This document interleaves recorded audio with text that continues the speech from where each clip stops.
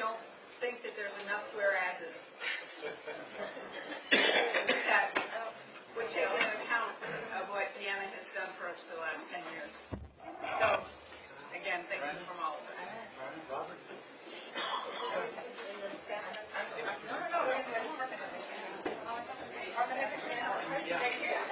All city staff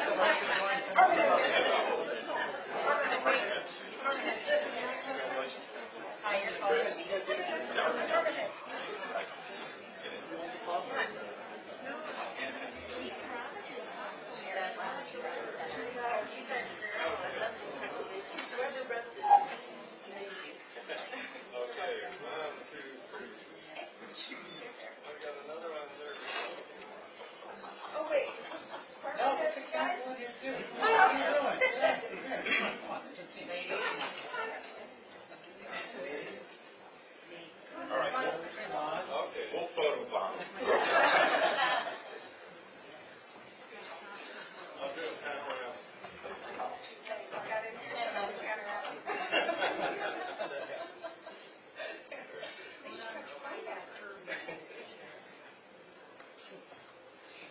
Could I say a few words? Sure. Might as well curse up with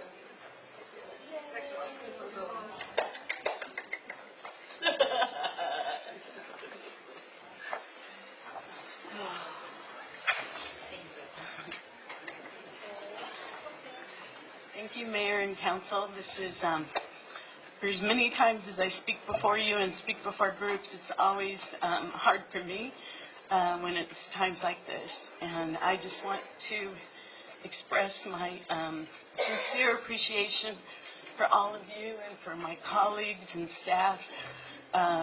It's been challenging, but it's been a wonderful blessing for me to be here and to offer what I could to the city of Hemet and trying to, use our knowledge and skills to do the very best we could for the city. And I'm a firm believer in this city. I think there's tremendous opportunities ahead, and I wish all the very best for all of you and for the city of Hemet and all that's been accomplished. And thank you so much for your the support and confidence that you've always had in me and in my staff, and it's very, very much appreciated. I will sincerely miss all of you. Thank you so much, Deanna.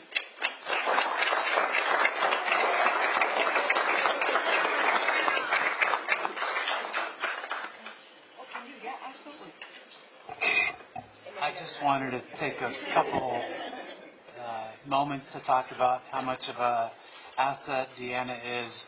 A lot of people don't know this, but before accepting the position here at the City of Hemet, I actually came to a council meeting. And one of the deciding factors for me to make the decision to come here was actually Deanna. And so I saw the way that she presented herself, I saw the way that she carried herself, and I saw that the way that she was able to connect not only to the business community, but the staff here. And that was really one of the deciding moments for me when I knew that we had a community development director like Deanna.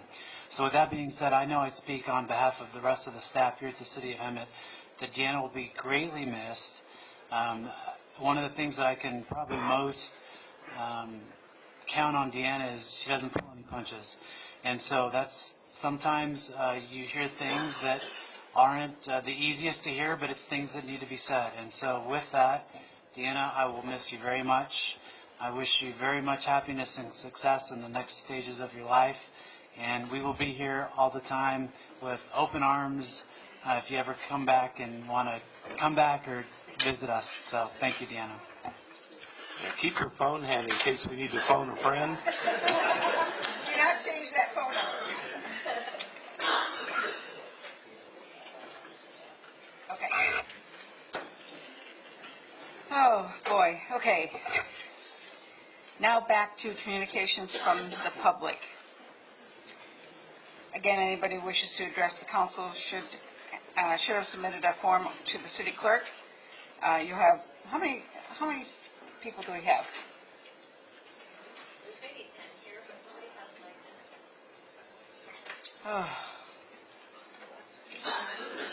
I have to, well. That's wonderful. Okay. Okay, so normally you have 3 minutes, unless people have given you their time. As you know, state law prohibits the city council from discussing any item not on the agenda, except for brief responses and statements made or questions posed by the public. So, Sarah, do you have? We'll call 2 speakers. The second one, please be prepared to go up and step in quickly. So Minerva Gurgis, if I mispronounced that, I apologize. You'll be the first speaker, and she'll be followed by Eddie Duran.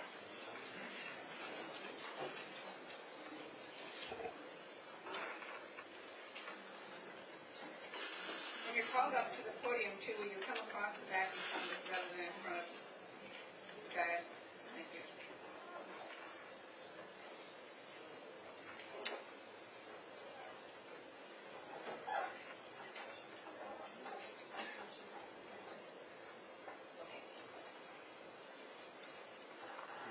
Okay, I apologize. Mr. Duran will be going first. I believe that Ms. Gurgis wants to go second, so. Okay. Okay, Mr. Duran. Thank you for this time. I have lived in Hemet for over 40 years. Speak a little bit closer into the mic. Just turn the microphone. There you go. I have lived in Hemet for over 40 years. I live in the southwest end of Hemet on 2215 Red Admiral Lane. Over the 2215 Red Admiral Lane, right there by West Valley High School. For the last 10 years, we have tolerated the Joyful Farms activities, their farming activities, the stench from the smell from the manure that they spray on the fields, the flies. It has been an unbearable situation. Over the last month, and going back to the 10 years, we can't even open the windows or the sliding glass door because of the flies. We actually got invaded. The walls were like carpeted with flies. So I'm just here to ask if you guys could do something. We've talked to the EPA agency. I know that you guys can do something in this regards. It is an unbearable situation, unhealthy air quality, and actually it's not normal. It is not normal. I have a daughter, 17 years old. About 3 years ago, she came down with a skin disease. We have gone to different doctors. To this day, it is a mystery what her disease is. I don't know. Could be connected to this situation with the fields, Joyful Farms. It is a situation that it is unbearable. So we appreciate if you guys could do something in regards to this. Okay, so,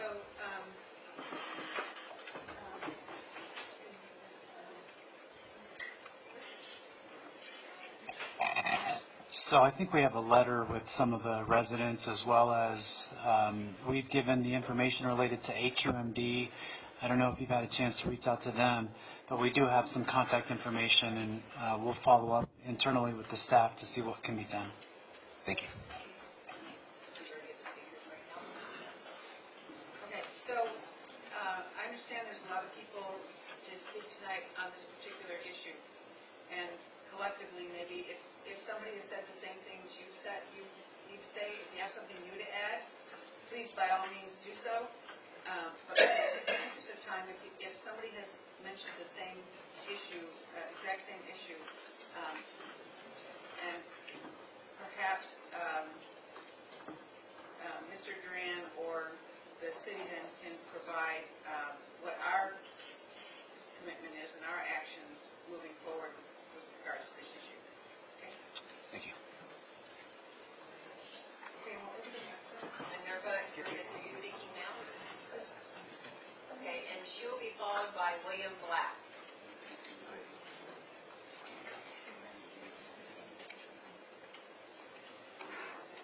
Good evening. I'm speaking the same problem. I live in this area from 6 years. A little bit closer to the mic. I live in this area from 6 years, and it was okay. But this year, I have a bronchial asthma severe attack, and I went to the emergency room like 2 times this month with because of the asthma. And my doctor gave me a lot of treatment, and nothing can help me. I can't go outside. I can't open the windows in my home. I can't go to sit down in the backyard because of the bad odor. When I go outside, I need to cover my face. If I smell this odor, I have the asthma in the same second, so I can't breathe well. So this is a new case for me. I never experienced this, so if you look on this problem, I will appreciate it. Thank you very much. Thank you. So is everybody from the same community? Yes. Okay. Okay. So Mr. Black, and he will be followed by Gisela Lito. Good evening, Council and Mayor. Thank you for having us here tonight. I'm Dr. William Black, and I'm here with my wife, Dr. Shirley Evangelist, Shirley Black, and we have a host of our neighbors here from the southwest corner of Hemet, in the they call it the Cottonwood area. We're from Red Admiral Lane and Cloudy Wing, Dusky Wing Road, Silver Drop area, in which we have all one thing in common. Our backyards are just feet away from the Chinese vegetable growing farm named the Joyful Farm, which is bordered by Warren Road, Mustang, and Fisher. This season we've been inundated by about at least 3 times worse than normal with an unbelievable infestation of maggot flies, gnats, and flies. This is due to this farm bringing truckloads daily of manure and strong fertilizer, with chemicals being deposited in large hills just feet away from our property for their own crops. This manure and chemical fertilizer has been so offensively strong smelling and dangerous to our health that it's caused our neighbors to have watery eyes, running noses, headaches for days. Myself, I've had like 3 days of headaches without any remedy. Their careless spread of fertilizer and dust has caused such a very infestation of gnats and flies in our house walls, screens, doors, and even our cars are heavily covered by thousands of wild and attacking flies. We've had to fight swarms of flies off to go in and outside our houses. We cannot enjoy our backyards. These flies find ways to even get through or around our screens. They contaminate our food indoors and are also a nuisance and health concern inside our homes. Though this may sound like it to be exaggerated and unbelievable, this can be confirmed by many of our pictures and videos by our neighbors. We have a bunch of those we brought here, pictures and videos if you would care to see them. Though this, not only are we affected by our this situation, but also our pets. We have dogs and cats, parrots, birds, pigs. They're attacked and tormented as well by these flies. Now, also, wildlife is also being affected. A pigeon fell dead to my side drive, and other birds reportedly by neighbors have been spotted dead on their property, we believe, because of toxic fertilizer and manure, which is killing them. This has never happened before, as we know. We've tried to get some help by governmental agencies, the government, state, the county, but it seems like no one for a while had jurisdiction over this area. So we've basically been getting what seemed to have been the runaround for quite some time. Finally, Councilman, ex-mayor of Hemet, Michael, he visited our home, and we're appreciative of that. And he witnessed these conditions, which we certainly do appreciate. Our health is at risk. Our people have been getting sick. Cancer victims and survivors are struggling with these conditions, and our pets are visually getting sick and have been attacked. Dr. Black, can you wrap up? I got about 2 seconds. Okay, just wrap up if you will. Thank you. So there's also a great possibility of disease outbreak in Hemet by possible disease-carrying flies. So we believe Joyful Farm must be regulated and monitored somehow. So we thank you. You know, if I'm not mistaken, we dealt with this issue about a year ago, right, Deanna? And we had the manure, where the fertilizer checked, and we went through a process anyway. And I thought that it had been remedied, but if this needs to go on, we certainly are committed to see what we can do. Yes. Okay, thank you so much. Thank you. Okay, so Ms. Toledo will be using an interpreter.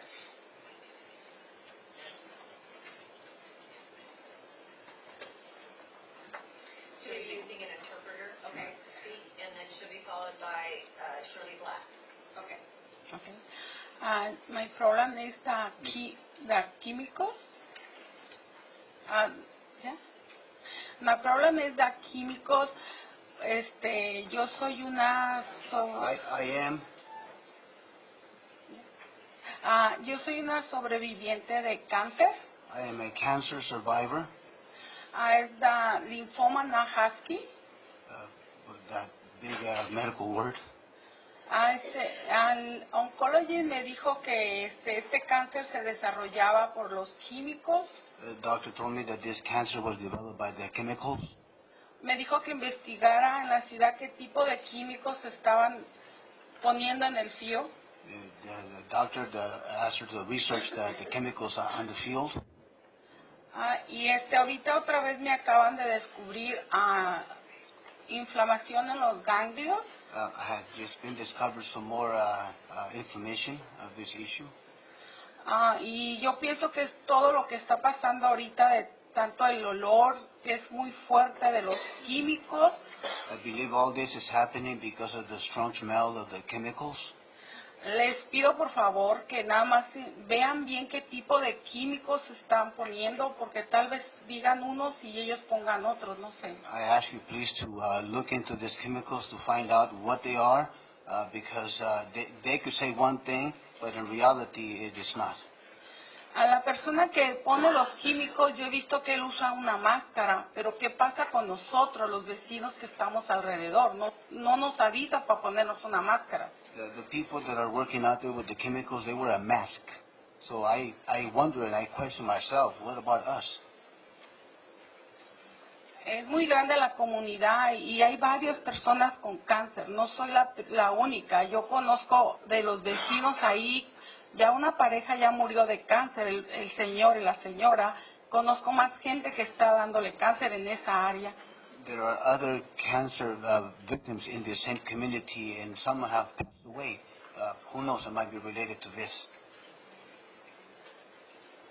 Y también, o sea, las moscas, es horrible, no puede salir uno, no puede... A mis hijos traen mucho dolor de cabeza, mucha náusea por el olor, no quieren comer porque es insoportable el olor en este momento. Also, the flies is a horrible situation where you cannot even go outside to outside the house.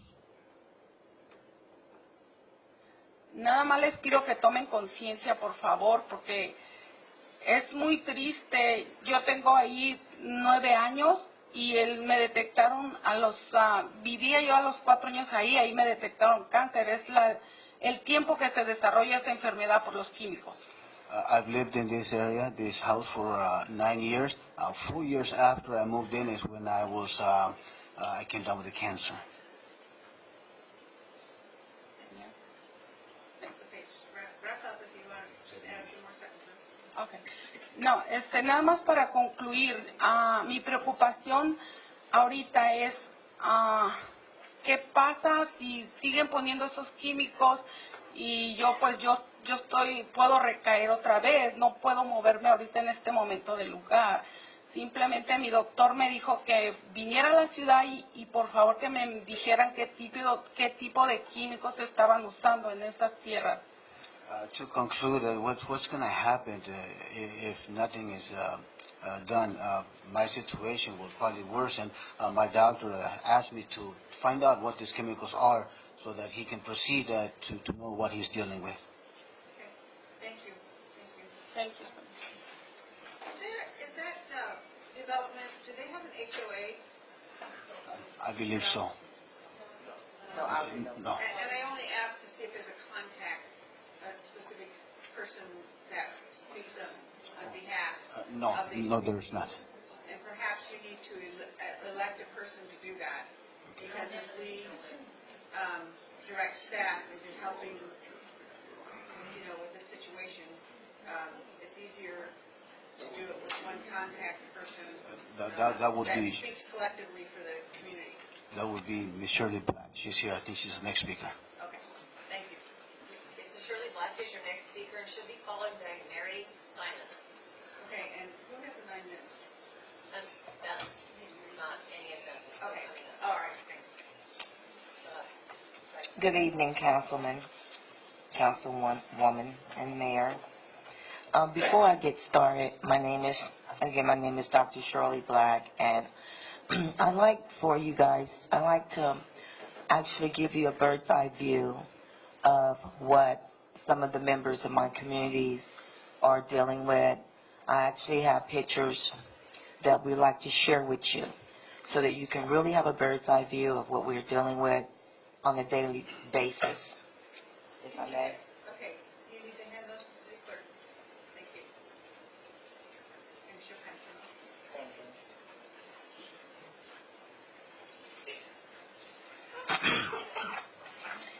you. While you're viewing those, in 2015 is when I moved to the community and really, loved the idea of relocating from Orange County to Hemet.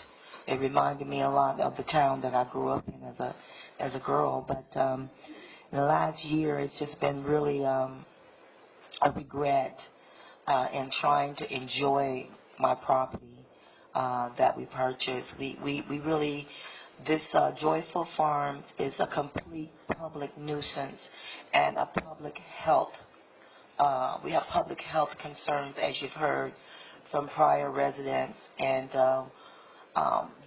on excuse me, on April 25th, and when I tried to contact various agencies, and we got the runaround. This is a city problem, not a county problem. We call the EPA, we call the CDC, and finally I was able to speak with I think it was a representative from the county's city management office.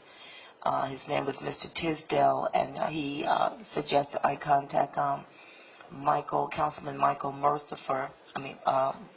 Michael Mercifer. And I had called him and was just at desperate needs, because this company wakes us up at 5 o'clock in the morning out there working. We can't go outside and breathe the air because of the dust with the fumes. We're waking up with teary eyes and choking.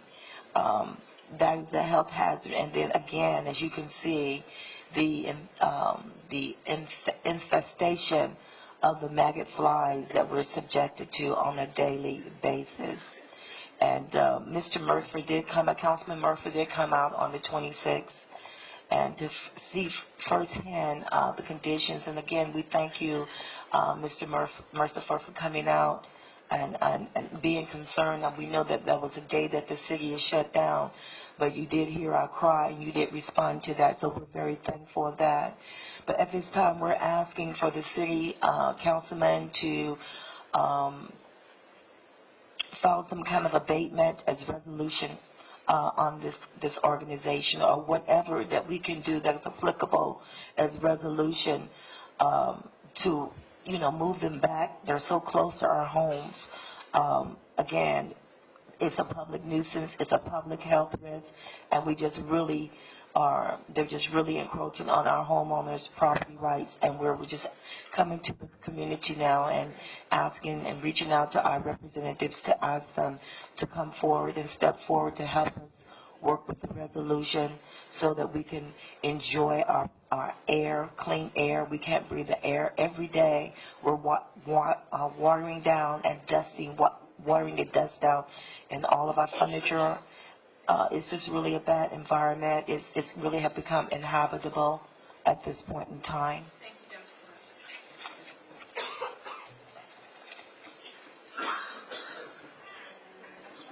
Mary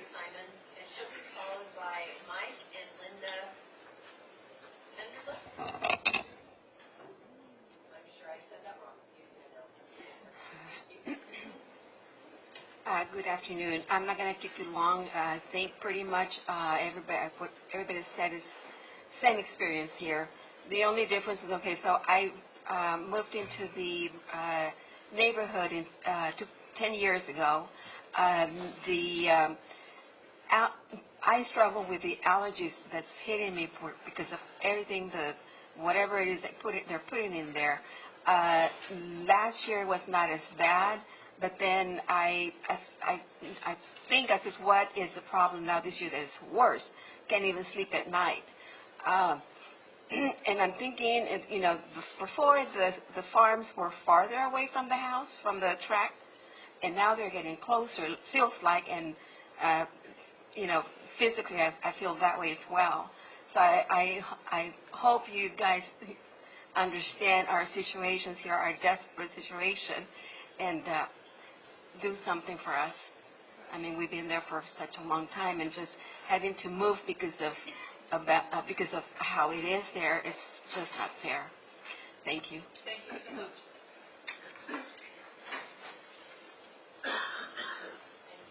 Good evening. My name is Mike, and Linda Pendergast, she's not here right now. We've been in this President's Track over there by Menlo and Sunrisa since 1988. And about 25 years ago, the city came out and blacktopped all our streets and everything and filled the cracks and chipped the cracks and everything, took care of all the weeds along the curbs and the street. Did a great job. Since then, nobody's come out to take care of our streets. About 2 or 3 years ago, my wife and I decided to go around and talk to some of the residents about it. And we sort of made up an ad hoc petition trying to get it done. Anyhow, about 2 years ago, we submitted to engineering, and I got a phone call from a gentleman by the name of Jaime Cruz, who I think is the senior lead man with the engineering. He came out, took pictures of it, and said, we have a list of all the projects we do, and the city will put it on that. Great. This was about 2 years ago, 2.5 years ago. Anyhow, nothing got done. Around September 2018, I get a phone call from Mr. Cruz who says, guess what, Mike? We're coming out. I said, great. So my wife and I got a bottle of champagne, just get ready to break it open and celebrate. Well, nothing happened.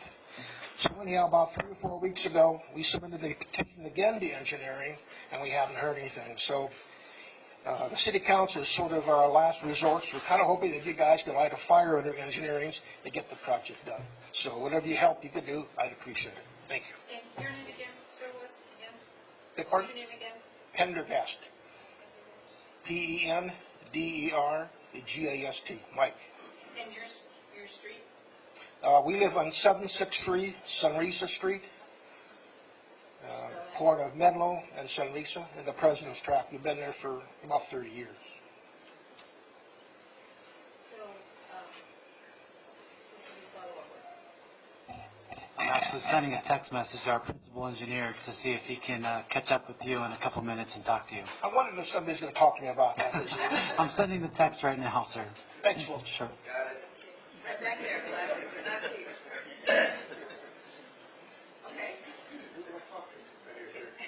Okay, so the next speaker is Marie McDonald, and she'll be followed by Stacy Olson, who will have 9 minutes.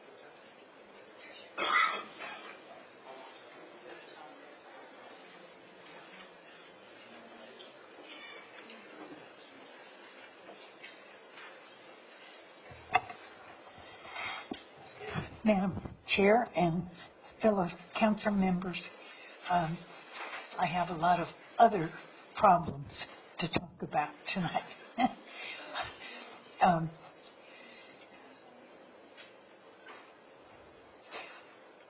We hope to have your attention regarding these problems.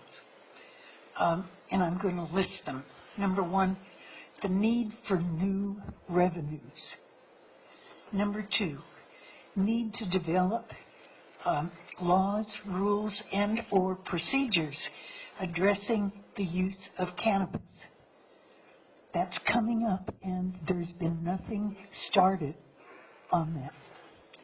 Number three, need to prepare for eliminating the deadline for Measure U sales tax.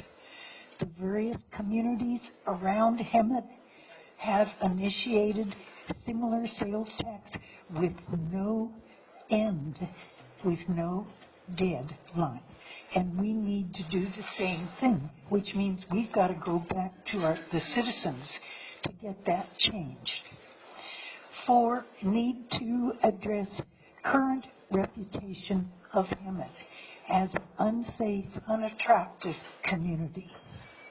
And number 5, need to build community pride in our school system, in our family-orientated activities, and in our ability to change. Now, there are 3 attitudes you council members can bring to address and solve the concerns I've outlined. They are, number 1, willingness to listen and learn what actions will be required. Number 2, the ability to recognize the truths within each concern. And maybe the most important, the 3rd, the courage and foresight to enact the changes that are required. I'm mailing a letter to you today from one of our community people who have done a tremendous amount of research on the use of pesticides and herbicides in our community. That letter gives a lot of facts, so I'm hoping that that each of you will receive a copy of that letter. Pay attention to it, look at the statistics, and take some action. Thank you for your time.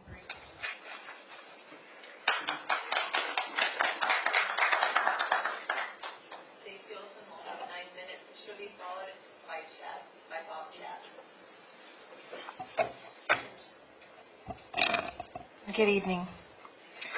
I got here at 6 o'clock when Paul Webster got here to talk about solutions for change. He talked about the amount of money that was spent, which is readily available through the invoices. And one of the things that he said that really annoyed me was that we didn't have the information prior to him coming. And he said, well, he said that I brought something that we already had. He says, but where? Where is this information? Where was it? And I take a little bit of insult to that, considering that he got all that information from all of us who gave it to him. Everything that was on his report was given to him by our organizations. The HOT Team, Project Hope, Valley Restart, NAMI, CASA, etc. All of that information. Mr. Webster started with the organization in 2017. I started with Project Hope in 2013. I started with the Homeless Task Force before Paul Webster was even at Solutions for Change. We have dynamic people on the Homeless Task Force who could have gotten that information, gathered that information, had they had the proper leadership to give us tasks to do so. We could have compiled every bit of that information. Everything that was on his report, we already knew. He did not bring anything new. So I was a little bit offended by that statement. The only thing that was lacking was that it wasn't in writing. And we could have done that ourselves. We have dynamic, smart, knowledgeable people on that homeless task force who could have done it for a tenth and not charged for travels. We were having forums long before the task force was even formed. Forums. At the forum that myself and Melissa Diaz-Hernandez did, which was 3-4 years ago, we had about 100 people there. And he talks about engaging 500 members of the community, but I was at those meetings, and those numbers are redundant because they are the same people over and over and over again at each meeting. Pretty much. Maybe a few new faces, but pretty much the same people over and over and over again.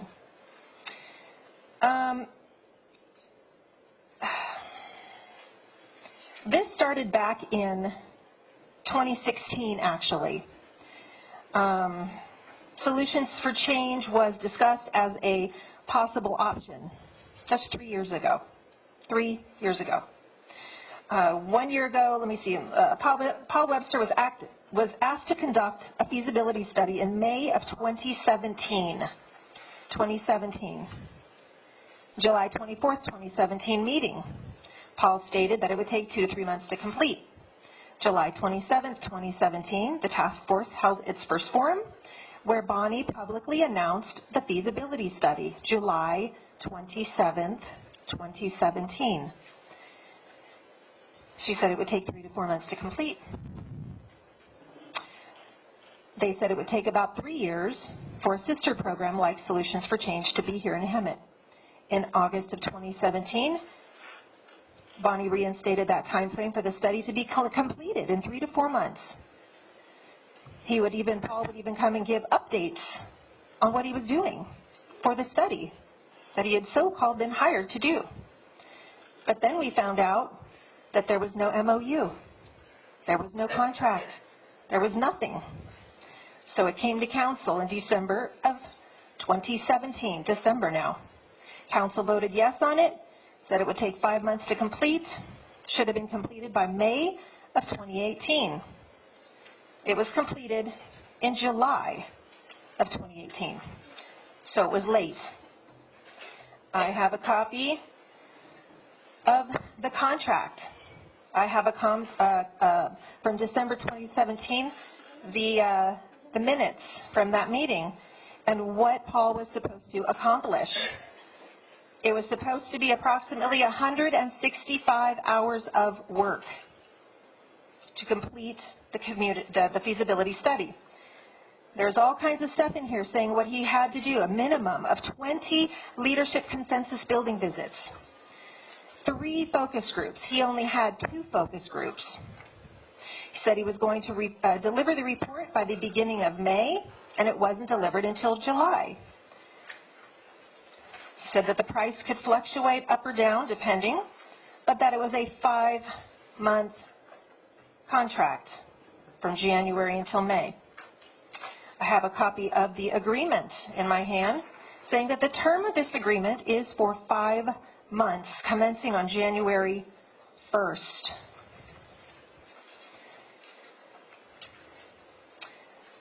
So forgive me as I flip through this. I apologize.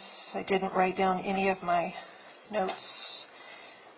And in this contract, it says service provider estimates this engagement to be approximately 155 hours of work. Keep that in mind. Have in front of me Paul's report that he submitted in July of 2018. More than a year later from the time that we said we were contracting with him without an MOU to begin services, that would take 2 to 3 months. It says here again that the Hemet City Council approved a 5-month contract with Solutions for Change. And he wrote down some of the things that he was supposed to be doing. Paul Webster also quoted in his report, his professional hired paid for report, a statistic. 75% of those on the streets are involved in criminal activity and or drug-related activity. 25% want help getting off the streets.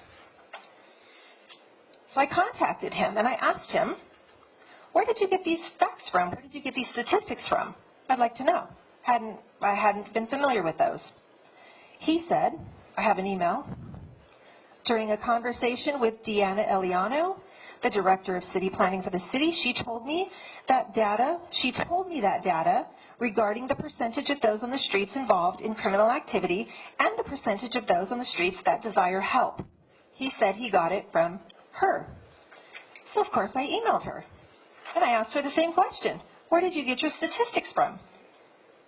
She said, I did speak with Mr. Webster regarding a general conversation about Hemet, but I didn't supply the information that you quoted below, so I don't know what the source was. Maybe it was a report compiled by the county? If Paul can give us more information regarding the data, maybe we can track it down. I frankly do not recall making that statement, but if I mentioned something to that effect, it would have been anecdotal, not a statistic that I had. If it was from a report or a paper, then I would have mentioned that source.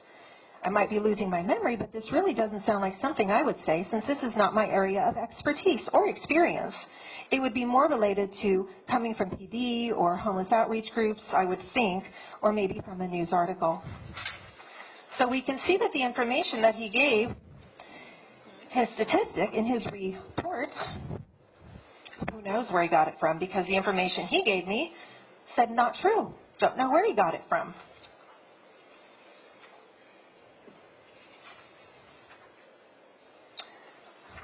So forgive me for a moment.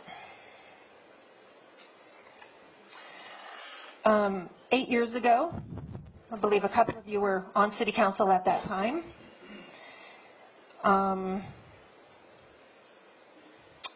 That there were many supported a grant to improve and expand Valley Restart, but the city council voted the proposal down. They said no to Valley Restart. 8 years ago, we could have made a difference, but neither here nor there. I know my time is somewhat limited, so I want to get to the stuff that's really important. Your time is up, actually. You can actually just bring it up to a couple more sentences. That's great. Okay, thank you so much. I have a copy of his report in detail with his invoices showing he did a total of 15 hours of work, which he got paid $1,500 for. I have a copy of another invoice. He got paid $1,100 for a few hours of work. I don't know where 155 or 165 hours is. Just make a final statement, that would be great. Oh, this is my last piece right here, so thank you for being gracious and allowing me the extra time. We had emailed back and forth, Bonnie and I, about some questions that I had, and I asked her about the feasibility study. She said phase 2 of the feasibility study will soon be commencing. This was January, by the way. When complete, will give us enough information to begin the development of the 3- and 5-year plan. And soon after phase 2 of the study with solutions for change is completed, a presentation and update will be given to council, and we expect this to happen in March 2019. That never happened? Okay. I asked specifically... 20 seconds. I asked specifically that it was a 5-month contract. How can you continue to go on to a phase 2 when it's a 5-month contract? It has a beginning and an end date. She said the initial study provided background where we are today. Once we complete the planning session, we will have a better idea of our next steps. We have spent a very small portion of the money allocated for the study, therefore there was no need to go back to council. So I'm assuming that Bonnie seems to think that the $20,000 for a 5-month contract is a slush fund, rather than a 5-month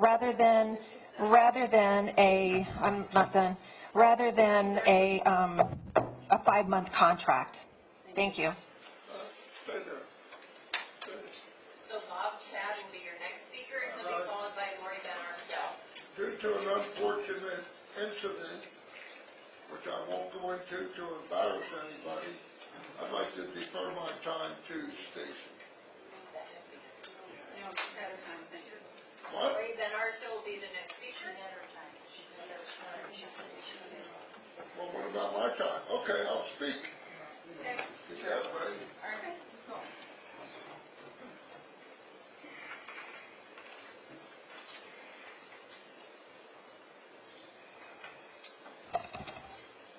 Bob Chatham in Seven Hills. I guess I'm wondering what the hell are we doing here tonight? We're just rehashing information from 2 years ago that today isn't really relevant.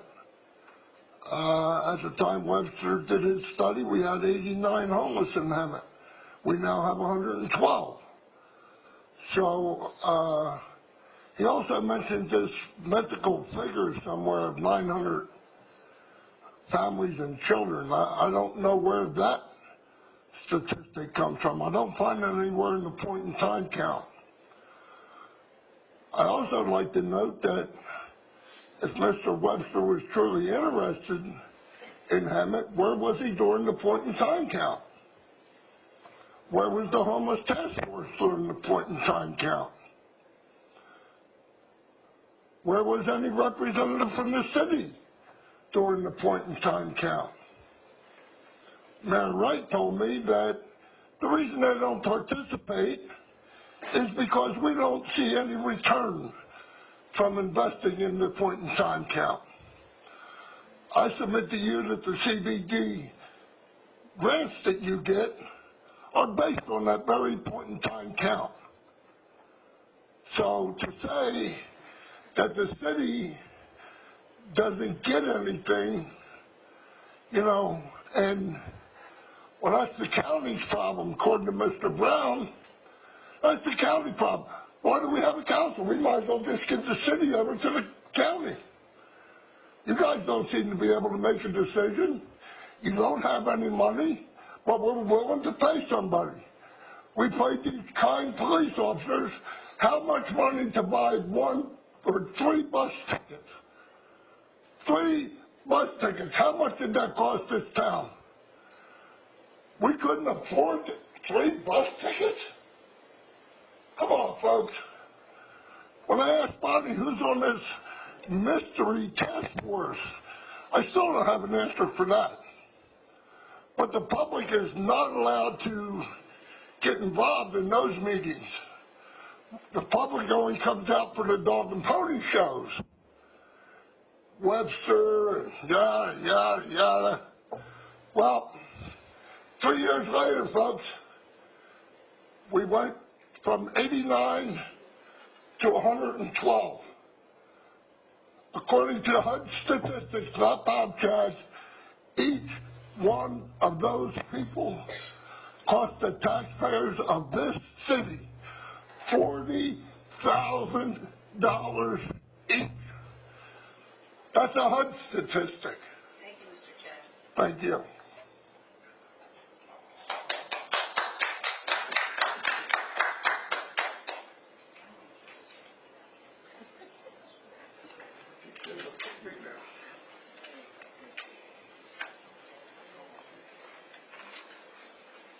Good evening, Council. Lori Van Arsdale from the Ramona Ball. And on a lighter note, I just wanted to stop by and say thank you very much for your support of Ramona. I wanted to tell you that we will get you some statistical numbers. We're pulling in the numbers of where we drew from. I did look at the map. I didn't have the data down, but I saw the map, and it was anywhere from Canada all the way in the East Coast to places all over the United States, London, and some other places. By the way, our band was in London this year for the New Year's Day parade, and all of those students raised their own money to go and represented Ramona and Hemet and our valley in the London New Year's Day parade. Some of the really cool anecdotes that I drew from this year's Ramona, we had a new Alessandro and a few new key members of the cast. It's a little nerve-wracking when you get new key members. Our Alessandro now owns that part. He totally hit it out of the park, but the best part of all is he has his own hair. Don't have to put a wig on him, and it was great, but he really grasped it. He looked up the history, read the book before he even got his part. He read the book when he did his audition, and all of our new cast members embraced it that way. And what was real fun was to watch the cast members who had been with us for 20, 30, 40 years, bring them into the family. So once again, I'd like to thank you for your support of Ramona. I think we did some really great things. The downtown event was bigger and better, and hope to even make it bigger and better next year. I brought you guys some books so you can see your ads and peruse through and read a few new articles. I do want to tell you that we've got some real neat possibilities coming up with a benevolent donor who passed away, and I'd like to get back to you with some of those. On one of the things they're looking at doing is our fresco renovation, but along with that, they're looking at doing some partnerships with the community for some long-needed maintenance work up at the bowl. So thank you again, and here you go.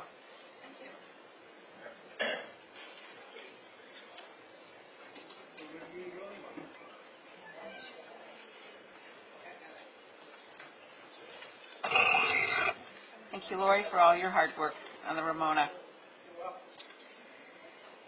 So now we go to item number 18, public hearing, draft community development block grant 2019-20 annual action plan. And we have finance director, did you want to pass it? How do you? Now we have finance director Lorena to present this item, so. Thanks. Good evening, Mayor and Council. For your consideration tonight is the 2019-20 Annual Action Plan Draft and Revised Funding Allocation. The Annual Action Plan has been available from April 1st through April 30th for the required 30-day public review and comment period. The Annual Action Plan is a statement of the city's needs, goals, and objectives for allocating funds to eligible activities recommended and approved for the 2019 program year. Goals and objectives stated in the Annual Action Plan were established in the 2015 through 2019 Consolidated Plan. As of today at 5:30, no public comments have been received. In order for the city to receive the $893,548 in CDBG funding allocated for 2019-2020, HUD requires a public hearing and City Council adoption prior to submission of the 2019 Annual Action Plan, and that is due back to them by May 15th, so we have a very short deadline. So tonight, we ask that the Mayor conduct a public hearing of the draft Community Development Block Grant, and at the close of the public hearing, we ask that the City Council accept and approve the revised funding allocation for the 2019-20 grant year. Okay. I'll go ahead and open the public hearing. At this time, Sarah, do we have anyone wishing to speak? Okay. So I'll close the public hearing. And return discussion to City Council for any comments or discussion. No. Nothing from the ad hoc committee? We talked about this at a couple council meetings ago. Okay. So, the discussion that we had pretty much stands for me. I think we were able to allocate some good programs.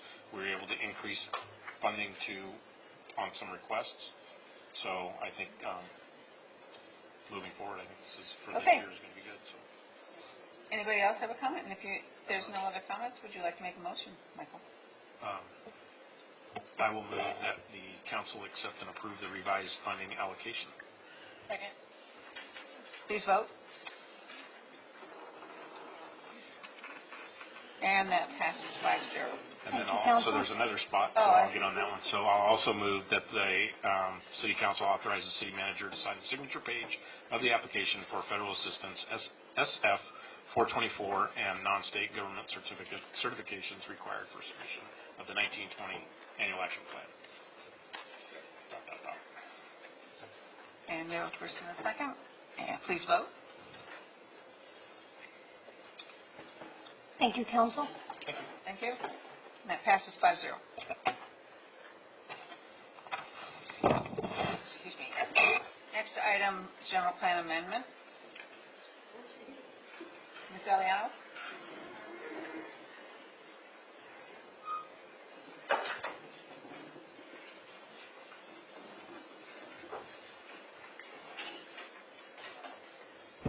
Thank you, Mayor and Council. I'll attempt to go through this general plan amendment 19-001 fairly quickly as an overview, and any other questions, obviously by the amount of the item, there's quite a bit of work entailed in the various elements. Okay, that's not working.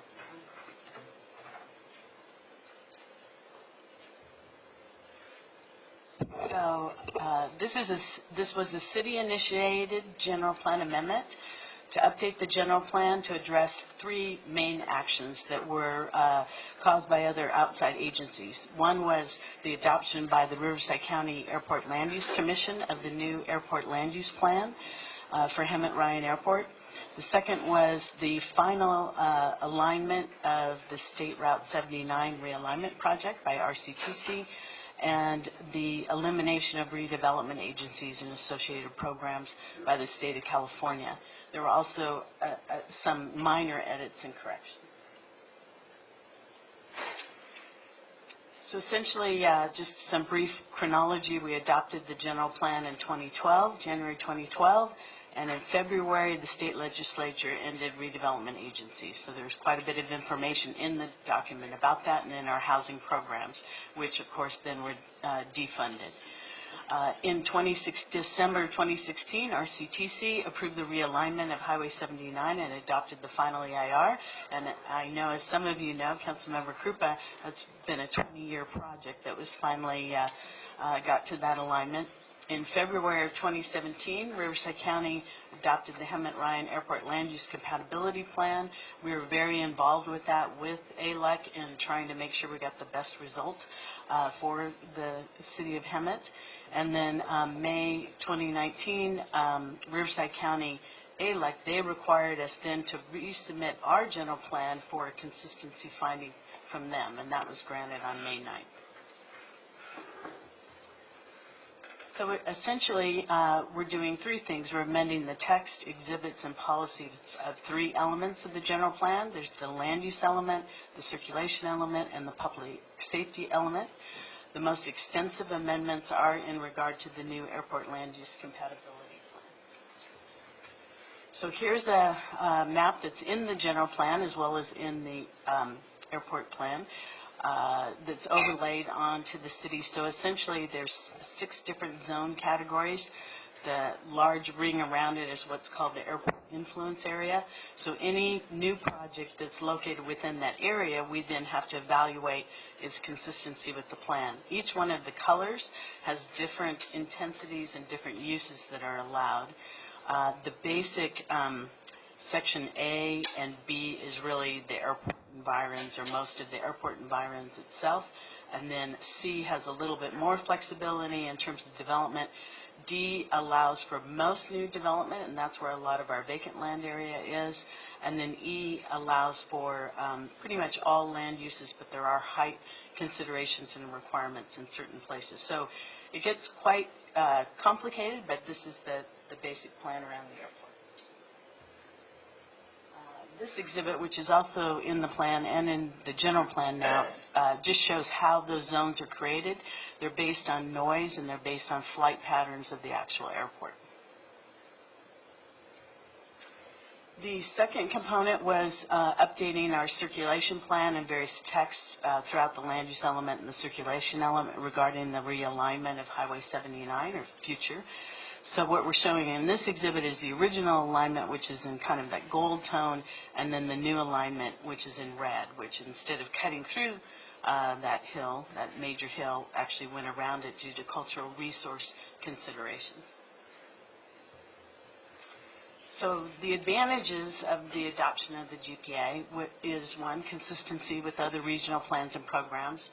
It provides greater clarity to developers and to the public and allows the city staff to administer the Hemet-Ryan Airport Land Use Compatibility Plan provisions. The benefit of this is it doesn't then require a separate application going to ALEC and a separate hearing and fee to ALEC. So except for legislative items like ordinances and general plan amendments or specific plan amendments, these will all be determined at the staff level as the project's going through its normal process. So there's a lot of streamlining, not only a cost savings, but a lot of times there was a great lead time to get on an ALEC agenda, which would delay the project through the process. We're also keeping the general plan document relevant and up to date, so it is an informational resource and policy guide. CEQA was based on the minor text amendments don't require CEQA review. There were also 3 base environmental documents. One was the original EIR for